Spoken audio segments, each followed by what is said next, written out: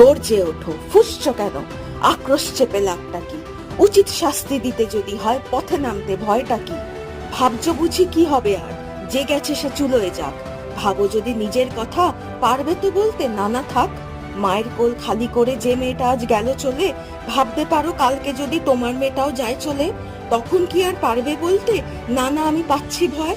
নিজের ঘরে লাগলে আগুন, তখনই কি কেবল বলতে হয়?